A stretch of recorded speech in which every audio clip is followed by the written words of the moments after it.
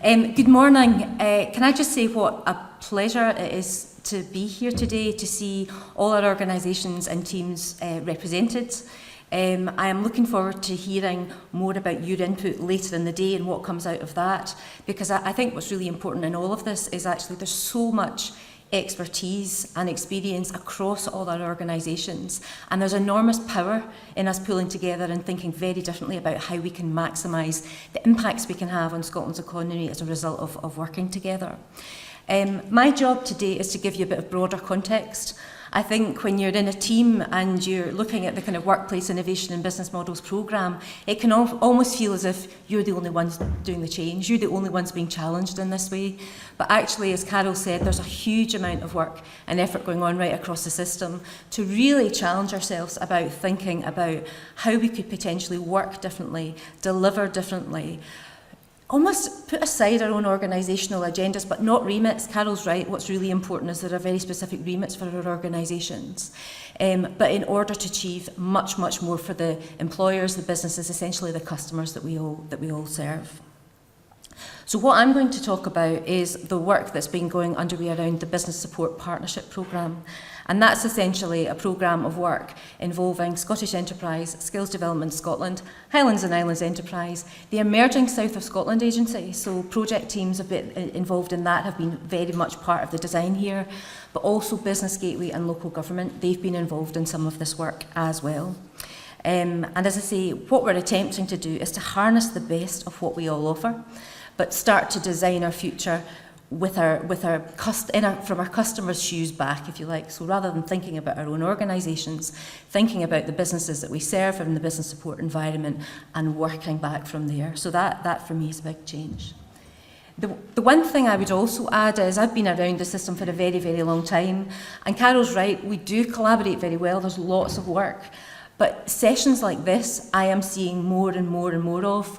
There seems to me to be, and I don't know if it's because of the strategic board following the Enterprise and Skills Review, but the conversations that I'm involved in do actually feel quite different than they were maybe 2 years ago.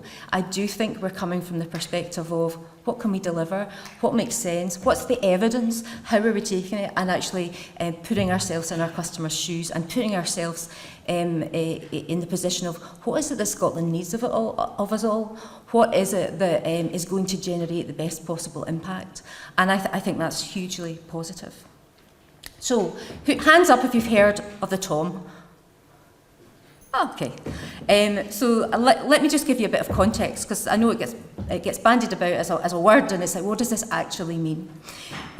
On the back of the Enterprise and Skills Review, we created the Business Support Partnership Programme, and the idea behind that was to co-design and think about how do we declutter the delivery environment, how do we ensure, as I said before, that we harness the best of what we offer, but we make it really easy for businesses in Scotland to access the right kind of support at the right time for them, and we start to design it from that perspective. You will have heard, and I will talk about the single entry point, that seems to have gone right up the political agenda, but that is one part of what is a huge piece of work. What we did in a very intensive period over 3 months earlier this year is, as agencies and, as I said, involving local government and Business Gateway as well, we did a series of very intensive workshops and started to think about ourselves not as our own organisations, but what might a delivery system look like? What would a successful delivery system do? How would it work? All that kind of thing. So that's what we did. I do not intend to go through this really complex slide, because that's a conference in itself. But the reason I've put it up there is to show you the depth of the thinking that we've done. So beneath the slide is a 72-page document, really thinking about, well, what would a universal service look like? How do we ensure for the business based in Scotland they're accessing, yes, Business Gateway services, but also anything that Skills Development Scotland could bring to that agenda? What does that mean from a rural perspective? What does it mean from a place perspective? So we did think, we've started to think about, okay, how might that work for us? Some of the things that we've been talking about is, could we create, with the entry point at the start of it, a shared universal service? So the things that we want to just to kind of almost like saturate the market on, workplace innovation, for example. And I'll talk a wee bit about that being a pathfinder. How could we actually make sure that that is surfaced everywhere, across all our channels, across a kind of new universal service offering? Now, these are all concepts at the moment. So as always, the devil is in the detail, and there's a huge amount of work that we need to do next in terms of, well, how would that actually work? How would we ensure that we weren't losing anything if we created a kind of shared universal model? Would it be virtual? Should we actually be tapping into the expertise and creating a model that means that we're bringing a kind of a virtual collective resource together when it comes to servicing the wider business base? And then we still need to differentiate. So we know we've got limited resources, so how do we ensure that our people, that the kind of high-end stuff that we do is really targeted in the right way in that kind of scenario? We don't have the answers to all this yet, but these are the things that we're going to be working through. What I want to do next, though, is to give you a wee bit of, if we were successful around all that, what would it mean? What would it look like from the perspective of businesses in Scotland? And essentially what we're aiming for is a common business support environment. Someone actually did challenge me a couple of weeks ago and said, well, why don't we just create one organisation? I think that misses the point, actually. I think we lose something by creating one organisation. What we need to do is act as if we're one organisation, create systems so we work as if we're one organisation, but we're getting the value and the benefits of different agency perspectives, different regional perspectives, a real understanding of what's happening on the ground and being very, very close to kind of local and regional economies. So I don't think this is about one or multiple. I think it's how we work together, how we invest in a way that means that we're maximising our capacity to deliver more locally, regionally, nationally, because we have got single systems. We have got one approach to CRM or capturing customer data. We have got one model when it comes to diagnostics, assessing a business's needs, and we're sharing data and information freely across all our organisations in the system so that we can deliver as effectively as we can for our end user. So I think for me the key here is that we actually just think about ourselves as one system, and never mind whether we're one organisation, multiple organisations or anything, because we've all got value to add with the remits that we've got, and I think that's very, very important to stress, and that's something that was at the heart of our thinking. So what we're aiming to achieve in the future is essentially that businesses can obviously access easily the support that's available. We know that businesses don't actually care who delivers what. They just want to understand where to go to, what's on offer, and are they eligible, and what does it mean for them. So we know all that. So what we're asking of ourselves, I guess, is to essentially subsume our own come to Scottish enterprise, if you like, into here is a system we'll make work for you. So it's going to create some challenges for us actually when it comes to marketing and brand and that kind of thing. What might that mean for us all? We don't know that yet, but we need to work it through. But the key thing is that all that's piping. It's all behind the scenes. We work together. We're creating an environment that works for the customers that we serve, and we're maximising our collective expertise. I've already hinted at this, but I do actually believe that delivering in this way will increase capacity for us. So it's going to take investment of time, money, energy, in order to create the right framework, the right infrastructure to be able to work in a very different way. But in delivering that, I'm convinced that it will mean that we've got more resources to deploy on the very specific niches, expertises, regions, parts of Scotland that we want to be focused on delivering.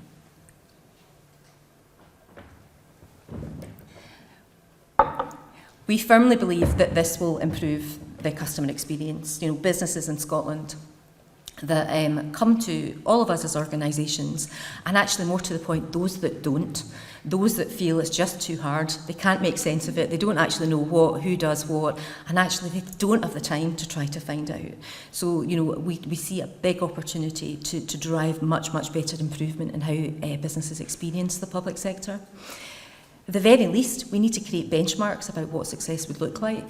Even there, we have, some of us don't track at all how businesses experience us as organisations. Some of us do it in small bits and some of us do it. So how do we actually understand that we're getting better, that we are getting more, that more businesses are engaging with us, they're getting what they need out of the system, and that in turn is generating more growth and more benefits for Scotland's economy and the people, and Scotland's people as a result of that.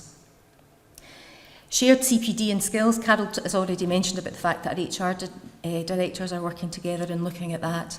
But if you were to think about, I have not yet found one person that can stand up, I can't do it, and say, yep, this is the offer that exists across the public sector. This is where you go for this is where you can go for that, etc.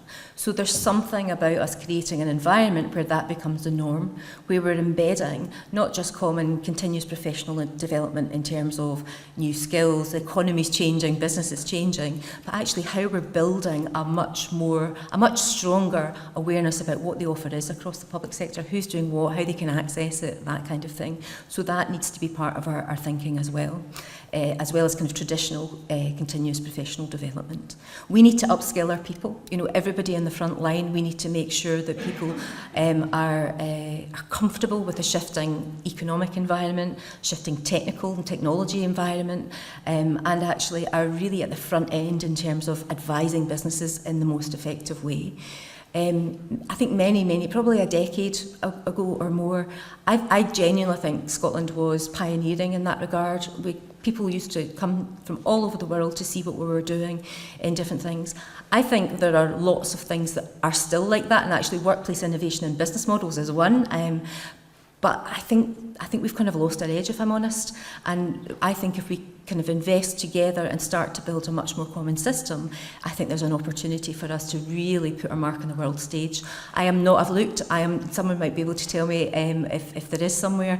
I haven't been able to find any country or nation or region in the world that genuinely has a systematic common system environment in terms of driving and delivering business support. That's, you know, multiple agency, you know, public, private, all those kinds of things that we might get to in the future.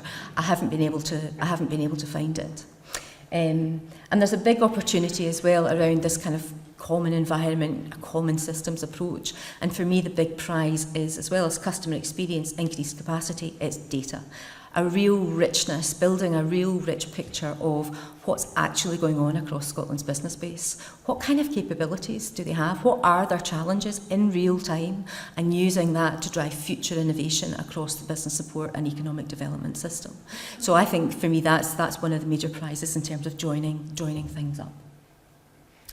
This aspect about businesses designing the services that we and the support that we deliver, a lot of organisations already do this. It's certainly front and centre in the work we've been doing around the single entry point, working with businesses themselves to co-design, test everything, you know, taking a much more agile approach rather than us going, okay, there's a policy here, we're designing a kind of an intervention and this is how we'll deliver it.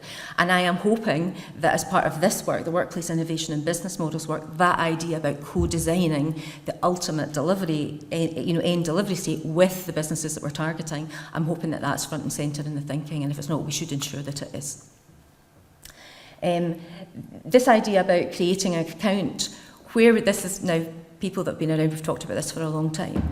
The idea is if we can create a world where a business can sign up once, create an account with us as a kind of collective public sector, give us their information, but more to the point, give us some deep and rich information about where they're going, the markets they're interested in, their concerns, their challenges, who they employ, that kind of thing.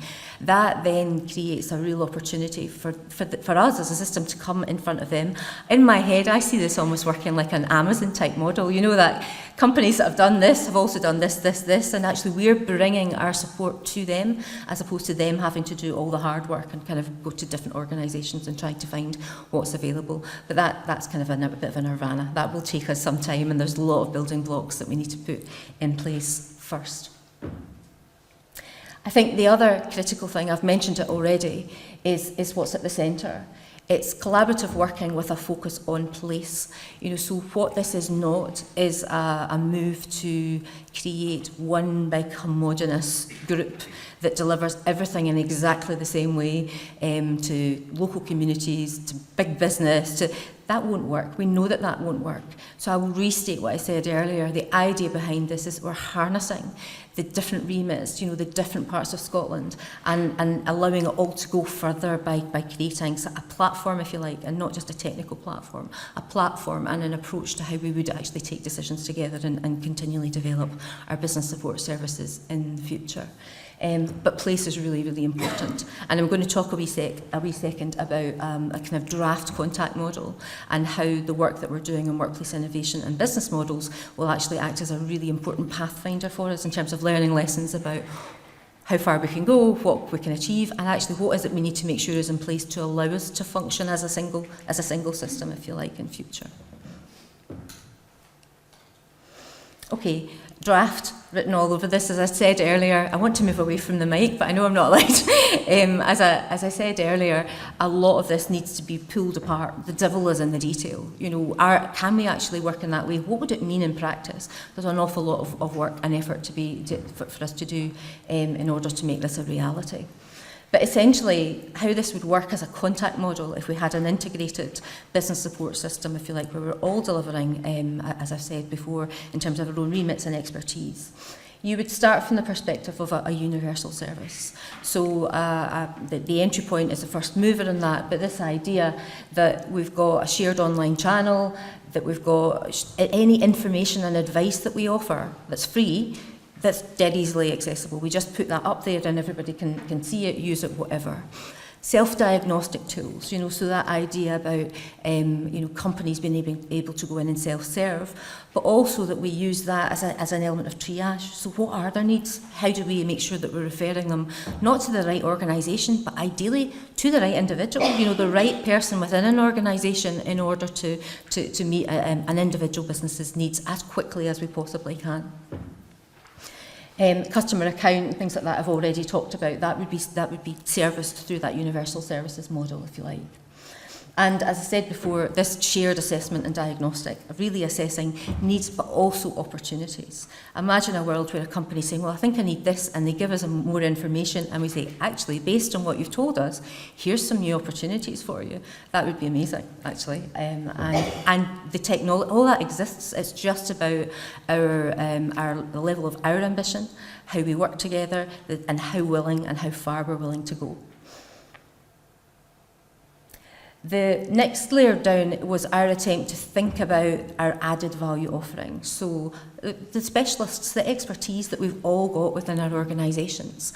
Now that workplace innovation we see as being a critical part of that, but it equally might be trade advice, exporting, kind of specialisms around scale-ups, that idea about putting your arms around a company and making sure that they get the right kind of expertise, access to the right funding in order to scale and grow very, very quickly. So those are the kinds of things for me that when we think about added value expert services. And then to the right is that idea about targeted intensive. So that would be a very intensive relationship management, but it will also be dependent on what are the outcomes that we need to we're aiming to deliver. So that kind of targeted intensive engagement might well be pace, it might well be if a company's in distress, equally as much as an ongoing relationship. It may be around a very particular opportunity. Scotland lands a massive inward investor, there are huge supply chain opportunities. Well, let's get targeted intensive support around those potential supply chain companies and let's work with them intensively in order to realise that opportunity. So I think for me, it's not thinking about, well, we do account management, so that sits there. It actually is challenging ourselves about, well, how might we shift our delivery models in order to achieve some of these ambitions, in order to achieve some of that impact. Where we see workplace innovation and business models is a combination of that kind of added value expert services. But that left-hand box, we're calling it Team Scotland Experts. We'd previously talked about centres of excellence and we talked about shared services, but neither of these quite cut it as a phrase. So if you can come up with a better phrase today, please let me know, because I'm really not sure what to call it. But the idea here is that rather than Scottish Enterprise, say, developing an expert service in isolation, we start thinking about, well, what are the gaps, both from a policy perspective, what is it we really want to challenge and shift in Scotland, but also based on our new intensive understanding and knowledge about what the gaps are across the business support system. let's start to co-design and develop those pools of expertise together, and let's make sure that that can be deployed locally, regionally or nationally. It doesn't really matter. So some of the ideas that I talked about before around, say, trade specialisms and that kind of thing, we see that as sitting in that kind of Team Scotland pool. And I think the work that we're doing looking at workplace innovation and inclusive business models is a real opportunity with this in mind to think about, okay, so how would that work? If we are genuinely thinking about how we pool our resources together, how we deliver in order to increase our impact massively, do we create almost a big movement across Scotland in terms of what does it mean to have, what does it mean to be part of a workforce in Scotland? What does that mean for businesses? What does that mean for Scotland? I think those kind of challenges and those kind of conversations for me, and how would we make it work, creates almost a bit of a pathfinder to how this could work in practice. So I'm really excited about this work in particular, and you're kind of first mover in terms of trying some of this out. And I am absolutely convinced there'll be bits of this that we go, no, that won't work, we might need to change it. So, you know, this is, again, not set in stone, but it is something that's really important. What underpins all that is enablers, so common enablers. What are the things that we all need as a system, and let's just do it once. And absolutely, data will be critical. We all know that we need more data expertise, we need analysts, we need to really understand the richness, turning all the information and data we've got into really good intelligence so we can take decisions. We all need that. Some of us have got little pockets of it, but actually should we be then building that capacity together? Should we be, you know, co-investing in bringing those skills in? What does that look like for us? Technology is obviously a key enabler, but this is not a technology play, you know. So, but we are challenging ourselves, and this work will happen over the next few months. What does all this mean for our systems? You know, is it about creating some way of sharing it, or is it about doing things once? And I suspect it will depend. It will depend on what the legacy systems look like, where we're at, and some of this might take several years. Or when we understand it better, we might go, actually, let's just leap. That's actually a much more efficient way to do it. Let's just leap and move in an entirely, accelerate our direction of travel. We don't know the answers to these things yet. We've got a lot of work to do to actually understand the implications of some of this. Capabilities I've talked about. So some of that is about data capabilities. It's about can we share customer research? How do we do these kind of things once and together that's servicing all of us? And actually, governance is really important as well. What we need in order to deliver as a system is brilliant governance. And that's governance from the perspective of this is a programme of work. So how do we make sure that as a programme is well governed, we're taking the right decisions? But actually, in this kind of world, what does operational governance look like? A number of us have talked for probably several years now about this idea about, well, could we just create almost like a shared operational team that are taking decisions together about what services we deliver on future, what services we should retire, how do we do... Can we just put that in place? So these are the kind of conversations that we're having. So what would this mean for day-to-day operational governance across our organisations is something that we need to get underneath the skin of.